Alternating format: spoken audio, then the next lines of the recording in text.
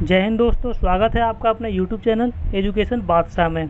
दोस्तों मैं लाया हूँ आज आप लोगों के लिए मैथ के प्रैक्टिस क्वेश्चन जो आने वाले हर एक एग्ज़ाम में आपको बहुत ही इंपॉर्टेंट साबित होने वाले हैं और पिछले कई एग्ज़ाम में ऐसे ही क्वेश्चन लगातार पूछे जा रहे हैं। ये सेशन बहुत ही इंपॉर्टेंट होने वाला है दोस्तों, इसलिए वीडियो को लास्ट तक ज़रूर देखें, वीडियो को बीच में बिल्कुल भी ना छोड़ें। इससे पहले वीडियो हम स्टार्ट करें, आप अपने चैनल को सब्सक्राइब कर दीजिए, लाइक कर दीजिए और बेल आइकन को ऑन कर लीजिए, जिससे आपको टाइम टू टाइम नोटिफिकेशन मिलता रहे। तो चलिए वीडियो स्टार्ट करते हैं।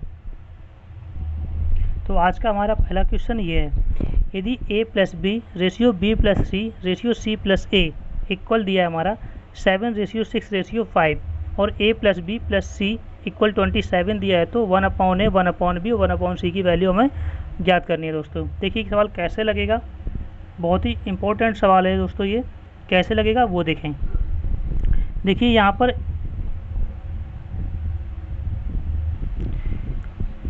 पर ये वैल्यू हमें दी हुई है, ये यहाँ से हम a प्लस बी प्लस सी की वैल्यू निकाल लेंगे। देखिए इसको सबको अगर हम ऐड कर देते हैं तो ये कितना हो जाएगा, ये 2a हो जाएगा, 2b और 2c हो जाएगा, नहीं हो जाएगा तो ये हो जाएगा 2a प्लस में 2b और प्लस में 2c, ये हमारा इतना हो गया।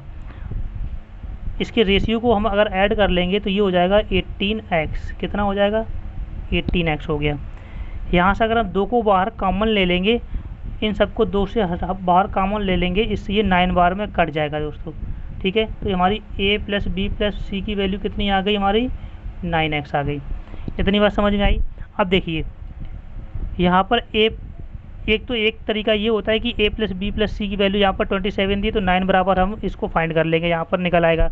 और एक और तरीका है इसका, ये आसान सा है। यहाँ पर a प्लस बी और प्लस सी ये वैल्यू दी हुई है, ये वाली, और इसकी ये रेशियो दिया हुआ है 7:6:5, तो यहाँ से भी a प्लस बी प्लस सी का मान निकाल लेंगे हम। a b c का मान कैसे निकालेंगे, यहाँ पर देखिए a प्लस बी, यहाँ पर इसकी वैल्यू अगर रखेंगे, यहाँ पर a प्लस बी की जगह कितना 7 रखेंगे, ये 7 दिया हुआ है, 7 रखेंगे। a प्लस बी बराबर 7 दिया, तो यहाँ पर 7 रखेंगे, तो यहाँ पर c बराबर निकल आएगा। c बराबर कितना निकलेगा हमारा 2x, ये निकलेगा कि नहीं निकलेगा, ये बात समझ में आई आपको। ऐसे ही यहाँ पर b बराबर भी हम निकाल लेंगे, b बराबर हमारा निकलेगा 4x और a बराबर भी हम निकाल लेंगे। a बराबर ऐसे ही हमारा कितना निकला 3x, a बराबर भी हमारा 3x निकला। अब यहाँ पर पूछा है 1/a 1/b 1/c की वैल्यू पूछी है, तो ये कर देंगे 1/a, a कितना है हमारा 3x 3, और b कितना है हमारा 4, और c कितना है हमारा 1/2। अगर हम a b c की वैल्यू यहाँ पर निकालेंगे तो इसका एलसीएम आ जाएगा, 12 से मल्टीप्लाई करवा देंगे, तो ये हो जाएगा, इसका आंसर हो जाएगा 3 4 3 और 6, ये हमारा राइट आंसर हो जाएगा दोस्तों। कौन सा नंबर हमारा हुआ 4 3 6, यानी कि सी नंबर हमारा बिल्कुल सही है। एक बार फिर से मैं समझा दे रहा हूँ, इसको फिर से देख लीजिए। यहाँ पर a प्लस बी और b प्लस सी और c प्लस ए की वैल्यू हमारी दी हुई थी, तो हमने इन सबको ऐड कर दिया, तो दो हर एक में 2a 2b और 2c हुआ है, तो ये बराबर 18x के हो गया। यहाँ पर 2 बाहर करके कॉमन कर इसको काट दिया 2 से, तो 2a प्लस बी प्लस सी की वैल्यू 9x आ गई हमारी। अब देखिए ये वाला इंपॉर्टेंट था, ये a प्लस बी और b प्लस सी और c प्लस ए ये दिया हुआ है, तो 7 6 13 ये दिया हुआ है, तो यहीं से हमने b plus c a b c की वैल्यू हमने अपनी निकाल ली। अब ये बराबर पूछा हुआ था a 1/a 1/b 1/c, तो इसको हमने 1/3 1/4 1/2 लिख लिया और इसका एलसीएम लेके इससे मल्टीप्लाई करवा दिया, तो हमारा आंसर कितना है 4 3 6। आगे सवाल देखते हैं हम। अगला क्वेश्चन दोस्तों है हमारा, दो संख्याओं के मासा और लासा क्रमशः 12 और 144 हैं। यदि संख्याओं में से एक 36 है तो दूसरी संख्या हमारी क्या होगी। देखिए ये सिंपल सा सवाल है, ज़्यादा कठिन नहीं है। इस पर एक सूत्र होता है कि मासा गुणा लासा और बराबर पहली संख्या और दूसरी संख्या। तो हमारा मासा भी दिया हुआ है और लासा भी दिया हुआ है, ये हमारा मासा और ये हमारा लासा और पहली संख्या हमारी ये दे दी गई है। तो देखिए कैसे लगाएंगे इसको, तो हमारा हो जाता है एलसीएम गुणा में HCF बराबर होता है पहली संख्या और गुणा में दूसरी संख्या, ये हमारा सूत्र होता है। तो देखो ये हो जाएगा 12 गुणा 144 और बराबर ये हो जाएगा 36, और गुणा में दूसरी संख्या की जगह हम x मान लेंगे। ये इससे 3 बार में कट गया और ये 48 बार में, यानी कि 48 बार में कट गया। तो x की वैल्यू हमारी कितनी आ गई? 48। आसान सा सवाल था दोस्तों ये। उम्मीद है आप लोगों को वीडियो अच्छा लग रहा होगा। वीडियो अच्छा लग रहा हो तो आप लाइक करते चलिए दोस्तों और सब्सक्राइब कर लीजिए। आगे हम देखते हैं, हमारा अगला सवाल है, यदि 10 शर्ट की लागत मूल्य 8 शर्ट के विक्रय मूल्य के बराबर है तो लेन देन के लिए निम्नलिखित में से कौन सा सही होगा? तो देखिए कौन सा सही होगा। यहाँ पर कह रहा है 10 शर्ट की लागत मूल्य, यानी कि 10 शर्ट का क्या कॉस्ट प्राइस यानी CP दे रखा है, और 8 शर्ट के विक्रय मूल्य के बराबर दे रखा है, यानी कि SP के बराबर दे रखा है। तो यहाँ पर हम लिख लेंगे 10 CP बराबर कितना दे रखा है? 8 SP, ये हमारा दे रखा है।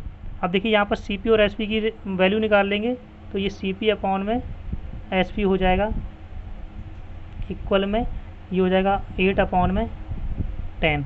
अब आपको खुद ही दिख रहा होगा कि कोई चीज़ 8 में हम खरीद रहे हैं और 10 में बेच रहे हैं, तो 2 रुपये का क्या हो रहा है? प्रॉफिट हो रहा है। कितने में से हो रहा है? 8 में से हो रहा है, और इसका परसेंटेज निकाल देंगे तो ये कितना आ जाएगा दोस्तों? ये आ जाएगा 25%, यानी कि 25% का हमारा क्या हो रहा है? प्रॉफिट हो रहा है। हमारा कितना ए ऑप्शन बिल्कुल सही है। आगे वाला सवाल देखते हैं। हमारा सवाल है, ए और बी की आय का अनुपात 3:5 है, जबकि उनके व्यय का अनुपात क्रमशः 4:7 है। यदि ए और बी क्रमशः 16,000 और 26,000 बचाते हैं तो उनके खर्च के बीच में क्या अंतर है? देखिए यहाँ पर उनका इनकम दे दिया, यानी कि आय दे दी हुई है, आय का अनुपात दे दिया है और उनके खर्च का अनुपात दे दिया है, ठीक है। और उनका सेविंग दे दिया 16,000 26,000, और उनके खर्च का अनुपात, हमें खर्च का अंतर बताना है हमें। तो देखिए कैसे करेंगे, ये ज़्यादा कठिन नहीं है, अगर आप अच्छे से समझेंगे तो आपको बिल्कुल समझ में आएगा। मैं बिल्कुल सिंपल लैंग्वेज में आपको समझाऊंगा और इसके 2 तरीके भी आपको मैं बता दूंगा। देखिए पहला तरीका है, ये कैसे लगाएंगे इसको। एक तो ये तरीका है कि इसको हम पहले हमारा क्या यहाँ पे एक्सपेंडिचर यानी कि हमारा खर्च देख लेते हैं। तो ये क्या होता है? खर्च प्लस में सेविंग, खर्च प्लस में सेविंग, ये बराबर होता है किसके? इनकम के। ये आपको पता होगा ना, खर्च प्लस में सेविंग बराबर हमारा इनकम के होता है, ठीक है। तो हमारा देखो खर्च हमारा कितना दिया था? 4x, खर्च हमारा 4x दिया था, और प्लस में इसके साथ सेविंग दे रखा था हमारा 16,000। ये बात समझ में आई आपको? और यहीं पर इसका दे रखा था, दूसरा खर्च हमारा दे रखा था 7x, यानी कि बी का, और इसका दे रखा था 26,000, ये दे रखा था। तो इन देखो खर्च और प्लस सेविंग, इनकी इनकम कितनी हो गई? 3 हो गई इसकी इनकम, और इसकी हो गई कितनी? 5 हो गई। ये बात समझ में आई आप लोगों को? अब यहाँ से हम x की वैल्यू निकाल लेंगे ना, तो इसका जब क्रॉस मल्टीप्लाई करेंगे तो ये कितना हो जाएगा? 20x, ये 20x हो गया, और प्लस में ये कितना हो गया? 80,000, 80,000 हो गया। ये कॉमन है, ये पॉइंट नहीं है दोस्तों, देखिए ये पॉइंट नहीं है, ये हो गया 80,000, और बराबर ये कितना हो गया? 21x, और ये हो गया 78,000। कितनी बार समझ रहे हैं? यहाँ से x की वैल्यू अगर हम निकाल लेंगे तो x की वैल्यू हमारी कितनी आ गई यहाँ पर? 2,000। 21x को हम इस तरफ लाएंगे, 20x को उस तरफ ले जाएंगे तो x बचेगा, और इसको इस तरफ ले आएंगे तो यहाँ पर 2,000 बचेगा, यानी कि x की वैल्यू हमारी कितनी आ गई? 2,000 हो गई। अब देखिए यहाँ पर क्या पूछा है? हमारा खर्च का अंतर पूछा है। हमारा खर्च क्या था? हमारा खर्च था खर्च हमारा क्या था? 4x और 7, यानी कि 4, ये क्या रखा है? व्यय का, यानी कि खर्च का अनुपात दे रखा है 4 और 7, यानी कि 4 और 7। यहाँ पर अंतर इसका कितना है? 3, अंतर 3 है, तो यहाँ पर खर्च का अनुपात 3 से गुणा हो जाएगा, खर्च का 3 से मल्टीप्लाई का गुणा हो जाएगा 2,000 में। कितना हो जाएगा? ये हो जाएगा 6,000। हमारा राइट आंसर क्या निकला? 6,000। कौन सा ऑप्शन हमारा सही है? डी ऑप्शन बिल्कुल सही है। देखिए मैं इसको एक बार फिर से समझा दे रहा हूँ कैसे। ये बोल रहा था ए और बी की आय का अनुपात दे रखा है 3:5, आय दे रखी है 3:5, और खर्च भी दे रखा है 4 और 7। ए और बी की सेविंग दे रखी है, पहली दे रखी है 16,000, दूसरी दे रखी है 26,000। तो खर्च का अंतर हमें बताना है। देखो हमें पता होना चाहिए कि हमारा खर्च और सेविंग, बचत, दोनों मिला के हमारी आय बनती है, यानी कि इनकम बनता है। आपको ये चीज़ आती है। उसके बाद दे रखा था खर्च हमारा दे रखा था 4x और इसके साथ में सेविंग दे रखा था 16,000 और फिर बी की दे रखा था 7x और इसका रखा था 26,000 सेविंग दे रखा था और दोनों की इनकम कितनी 3 और 5 दे रखी थी। अब देखिए यहाँ से हमने इसकी x की वैल्यू निकाल ली, यहाँ पे 2,000 हो गया हमारा। खर्च का पूछा था, खर्च हमारा 4 और 7 दे रखा है। यहाँ पर इसका अगर अंतर निकालेंगे तो 3 आ जाएगा, तो 3 का गुणा 2,000 में करवा दिया तो हमारा 6,000 आंसर आ गया। इसका एक तरीका और भी है, आप इसका स्क्रीनशॉट लीजिए, मैं दूसरा तरीका बताता हूँ। देखिए दूसरा तरीका इसका देख लेंगे। तो यहाँ पर अगर हम खर्च लिखते हैं यानी कि एक्सपेंडिचर लिख लेते हैं तो हमारा ये कितना दिया हुआ है, तो हमारा दिया है ये 4 और 7 ये दिया हुआ है। इनकम हमारी कितनी हमारी दे रखी है, इनकम का रेशियो दे रखा है हमारा 3 और 5 ये दे रखा है। अब देखो इन दोनों को मिला के अब यहाँ पर सेविंग दे रखा है, सेविंग का दे रखा है, सेविंग हमारी कितनी दे रखी है 16,000 और इसकी दे रखी है 26,000 ये दे रखी है। ये ट्रिक है, अगर इसको हम इसमें मल्टीप्लाई कर देंगे ये आ जाएगा हमारा 20 और ये आ जाएगा हमारा 21। इसको यहाँ पर इसका यहाँ मल्टीप्लाई कर देंगे तो ये हो जाएगा हमारा 78,000 और ये हो जाएगा 80,000 हो गया।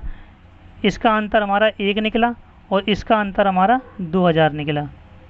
तो हम ये बोल सकते हैं 1 बराबर हमारा कितना आ गया 2,000 हो गया। यानी कि यहाँ पर हमारी x की जो वैल्यू निकली थी वो 2,000 निकली थी, वही यहाँ पर 1 की वैल्यू 2,000 निकली, चीज़ वही है दोस्तों, ठीक है। बस समझने का तरीका अलग है। यहाँ पर देखो खर्च क्या है, यानी कि एक्सपेंडिचर का पूछ रखा है, तो यहाँ पर कितना इसके बराबर ये 3 दिया रखा है, यहाँ से 3 से मल्टीप्लाई करवा देंगे तो ये हमारा कितना हो जाएगा 6,000 आंसर हमारा हो गया। डी ऑप्शन हमारा सही हो गया दोस्तों। अगला सवाल हम देखते हैं। तो देखिए अगला सवाल हमारा है, एक आदमी को अपने खाने के बिल पर 30% और फिर 20% की छूट मिलती है और उसे कितने बराबर एकल छूट मिलती है। तो देखिए ये आसान सा सवाल है, ज़्यादा कठिन नहीं है, इसको हम 2 तरीके से इसको भी लगा सकते हैं। सबसे पहली बात तो ये हो रहा है इसमें छूट दे रखा है 30% और 20% की, तो यहाँ पर सक्सेसिव केस लग जाएगा। क्या लग जाएगा सक्सेसिव केस। वो कैसे लग जाएगा वो देखिए, पहले 30% और 20% की छूट दे रखा है ना, छूट दे रखा है तो यहाँ पर माइनस में होगा कि नहीं होगा बताइए। तो माइनस का 30, अब देखिए प्लस माइनस होता है तो यहाँ पर भी माइनस के 20 और यहाँ पर अगर प्लस लगाएंगे तो ये हो जाएगा माइनस के 30 और गुणा में यहाँ पर ये हो जाएगा माइनस के 20 ये हो गया और बटे में 100। ये 0 से ये 0 काट देंगे इन दोनों का तो ये हो जाएगा, ये कितना हो जाएगा ये हो जाएगा माइनस के 50 और देखो यहाँ पर ये 3 दूनी 6 माइनस माइनस प्लस हो जाएगा तो ये हो जाएगा। तो यहाँ पर छूट हमारी कितनी निकल के आई 44%। यहाँ माइनस का जब निकालेगा ना ये छूट ही दर्शाता है, यहाँ पर ये 44% निकल कर आई, ठीक है। एक तो तरीका हमारा ये हो गया और दूसरा तरीका देखिए हमारा क्या होगा, ये दूसरा तरीका हमारा क्या हो जाएगा, कह रखा 30% की छूट दे रखा है, 30% की छूट दे रखा है तो इसको हम कैसे लिखेंगे, यहाँ पर 10 लिख लेंगे, यहाँ पर 7 लिखेंगे। यानी कि 30% बराबर क्या होता है हमारा 30/100 करेंगे ना तो 1 0 से 0 कट जाएगा तो 3/10 हुआ हमारा। तो 10 से 10 रुपये में थी 3 रुपये की छूट मिलेगी तो 7 हो गया, 10 से 7 हो गया। दूसरी ऐसे ही हमारे 20% की हो गई तो ये कितना हो जाएगा, ये हमारा 5 से 4 हो गया, ठीक है। अब यहाँ पर ये कितना हो गया, ये 50 हो गया, ये 50 हो गया और ये 28 हो गया। आपको दिखाई दे रखा होगा ये कितनी छूट मिल रही है, कितनी छूट मिल रही है 22 रुपये की छूट मिल रही है, 22 की छूट मिल रही है और कितने में 50 में, और 100 से गुणा कर देंगे तो ये कितने बार ये चला जाएगा 2 बार और यहाँ पर ये कितना आ गया, ये 44 आ गया हमारा, 44% की छूट मिल गई। समझ में आया, ज़्यादा कठिन नहीं था दोस्तों, बस आपको समझना जाए। आप सवाल बहुत ही आसान है, मैं एक सवाल के 2 मेथड बता रहा हूँ और बहुत ही आसान से बता रहा हूँ, आपको समझ में आने ही चाहिए दोस्तों। आगे देखिए हमारा अगला सवाल है दोस्तों, ए और बी मिलकर 10 दिनों में एक काम कर सकते हैं, बी और सी मिलकर 15 दिन में कर सकते हैं, जबकि सी और ए मिलकर 20 दिनों में कर सकते हैं। वे 8 दिनों तक एक साथ काम करते हैं, सी अकेले से इस कार्य को पूरा करेगा। देखिए कैसे लगेगा, बोल रहा है ए और बी 10 दिनों में कर सकते हैं, ए और बी, तो हम भी लिख लेंगे ए और बी कितने दिनों में कर रहे हैं 10 दिनों में, तो ए और बी मिलकर कर रहे हैं 10 दिनों में, ठीक है। बी और सी मिलकर कर रहे हैं 15 दिनों में, ठीक है, और सी और ए मिलकर कर रहे हैं कितने दिनों में, 20 दिनों में, ठीक है। इसका अगर हम एलसीएम ले लेंगे तो ये कितना आया हमारा, 60 आ गया, 60 एलसीएम आ गया। तो इसको ये 6 बार गया, ये 4 बार गया और ये 3 बार चला गया। इतनी बात समझ में आई।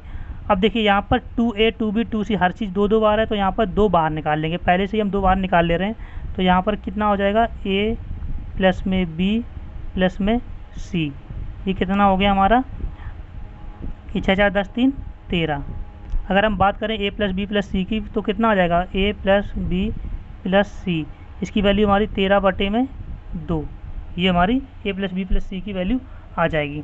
अब देखिए ये क्या बोल रहा है, वे 8 दिनों तक एक साथ काम करते हैं, यानी कि 8 दिनों तक सभी मिलके एक साथ काम करते हैं। तो हम ये देख लेंगे कि A plus B plus C 13/2 काम करते हैं, तो 8 दिन में करेंगे तो वो कितना काम कर लेंगे। तो ये कट गया, यानी कि 8 दिनों में वो कितना काम कर लेंगे A plus B plus C, तो ये 8 दिनों में कर लेंगे काम 52, यानी कि 13 चौको 52, 8 दिनों में 52 काम कर लेंगे। अब हमें शेष काम पता करना है। शेष काम हमारा कितना हो जाएगा, यहाँ से अगर 52 को घटा देंगे तो यहाँ पर शेष काम बचा है हमारा,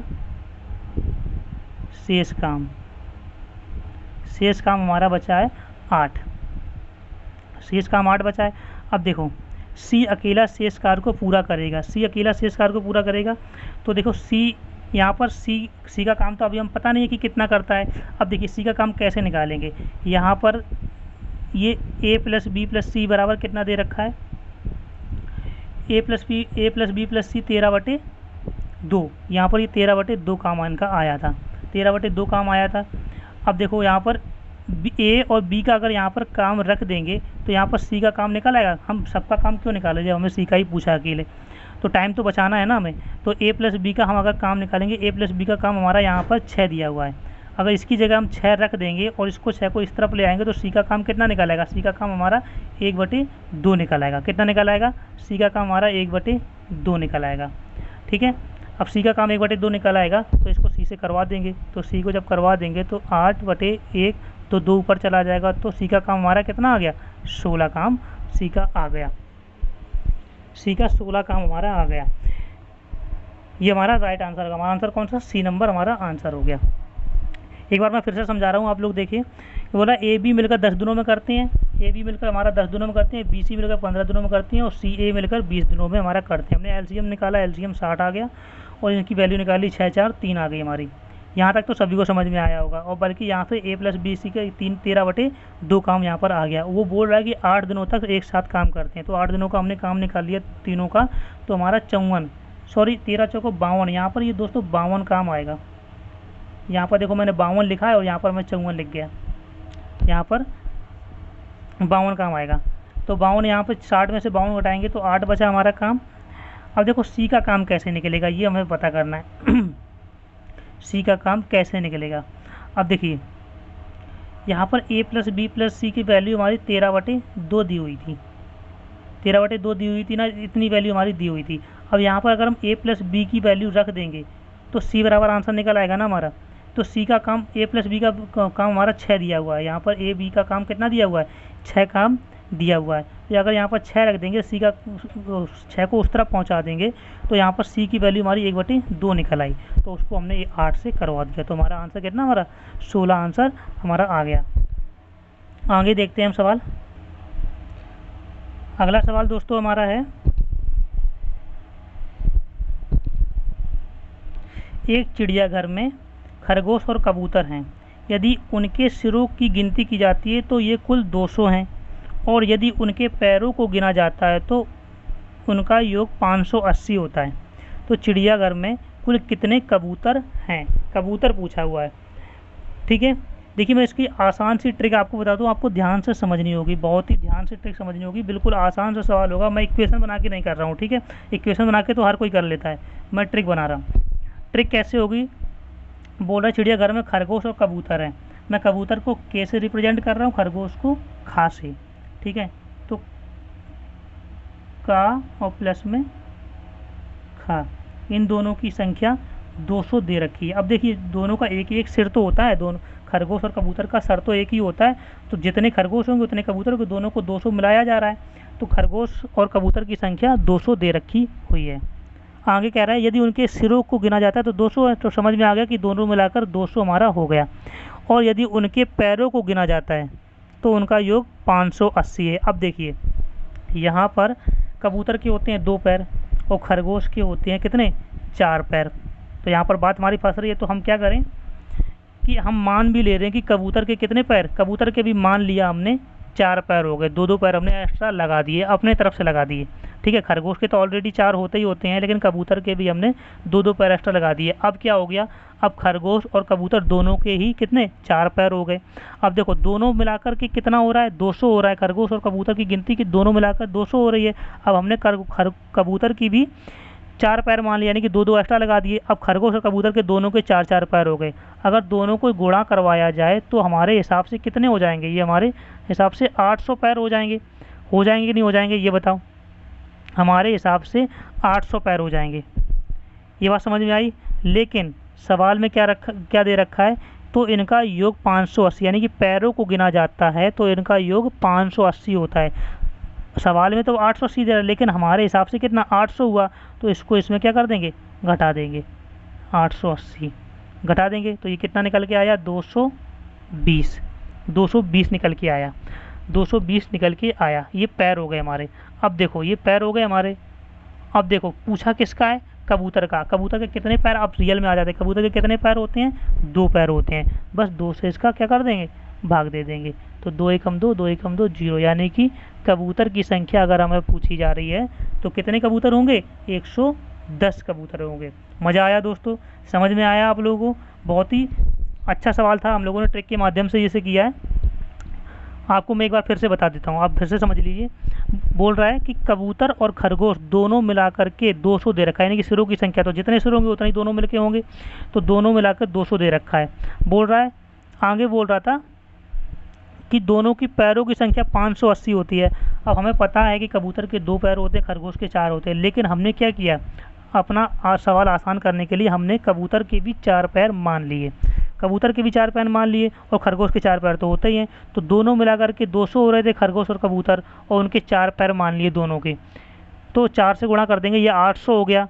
और सवाल में दोनों के पैर दे रखा था 580 दे रखा था, तो हमारे हिसाब से 800 था और सवाल में 580 दे रखा था। अब इसको हमने घटा दिया तो ये 220 निकला।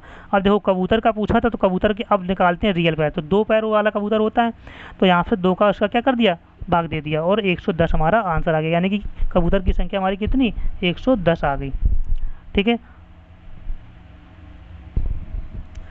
तो दोस्तों आज के लिए इतना ही। उम्मीद है वीडियो आपको अच्छा लगा होगा।